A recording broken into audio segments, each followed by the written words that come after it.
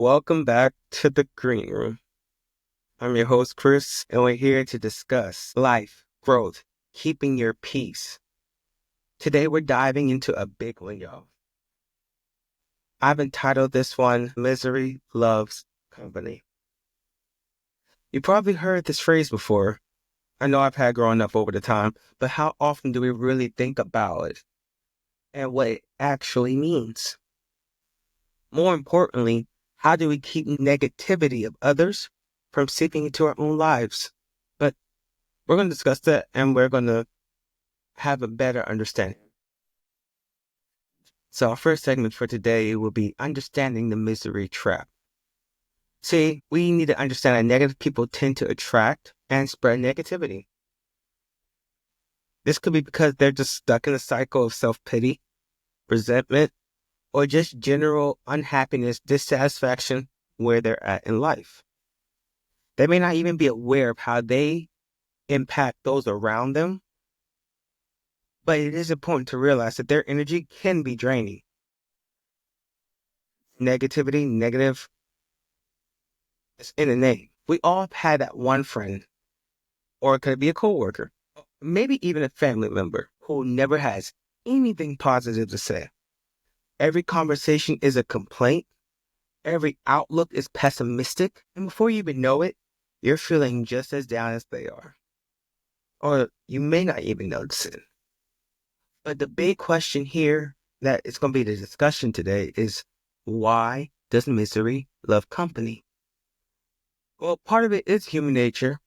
And yes, when you're struggling, we do want validation. It feels good to have someone agree.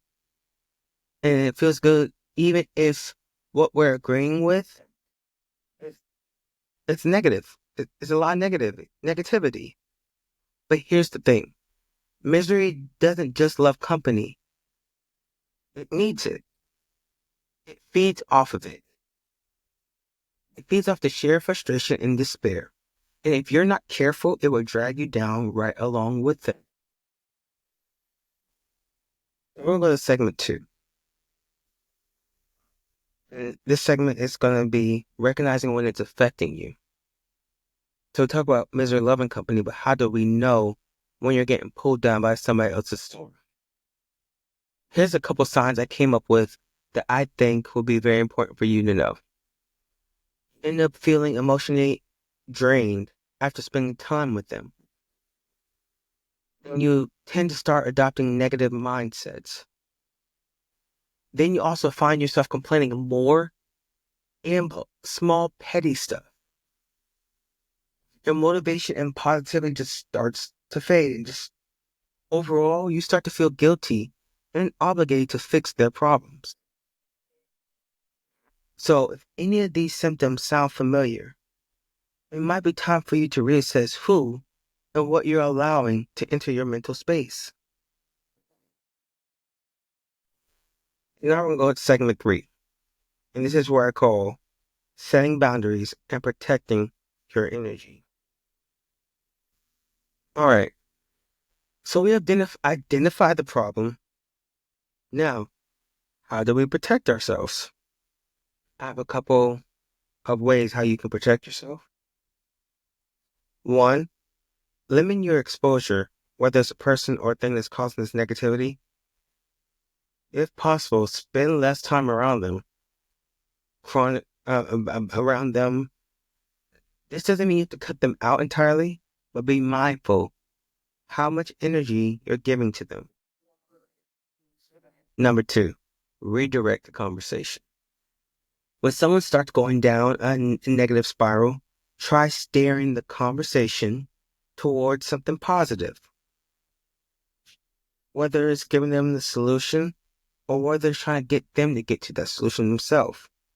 If they resist, that's a sign that they may not want your help. They just want to complain.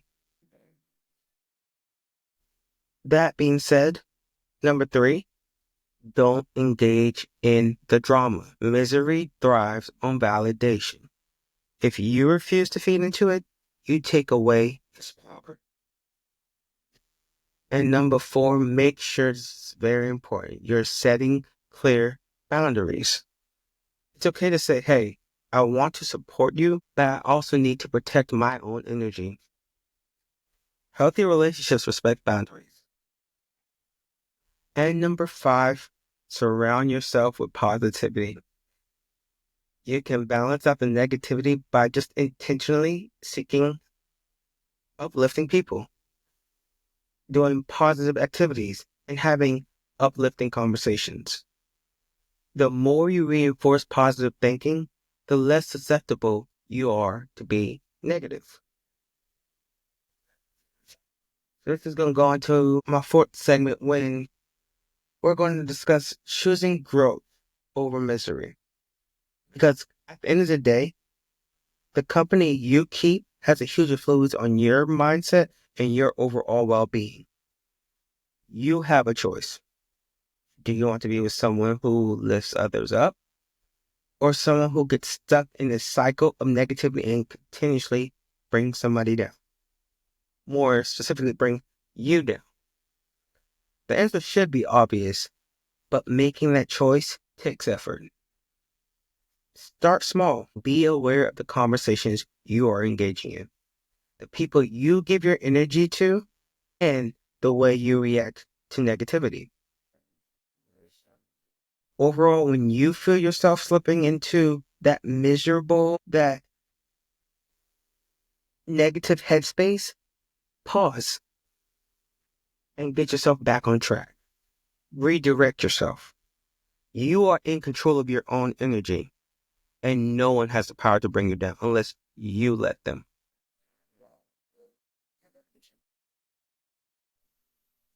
Thanks for hanging out today here in the Gray Room.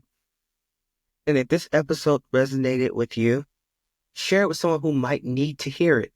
And remember, protect your peace, set your boundaries, and don't let anyone else's misery become your own. Till next time.